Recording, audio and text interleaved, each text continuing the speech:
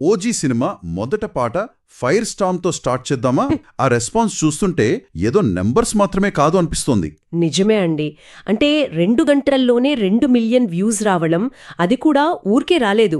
అవును. పవన్ కళ్యాణ్ గారి లుక్ చాలా కాలం తర్వాత అంత ఇంటెన్స్ రోల్లో కనిపించడం, సుజిత్ డైరెక్షన్, పైగా తెలుగు, ఇంగ్లీష్, జపానీస్ లిరిక్స్. అబ్బా, జపానీస్ కూడానా? అవును. దానికి తోడు శింబు, తమన్, రాజకుమారి ఇలా డిఫరెంట్ సింగర్స్ పాడటం, ఇవన్నీ కలిసి విపరీతమైన క్యూరియాసిటీ క్రియేట్ చేశాయి. అంటే సెప్టెంబర్ 25, 2025 రిలీజ్ అంటున్నారు కదా, పాన్ ఇండియా లెవెల్లో.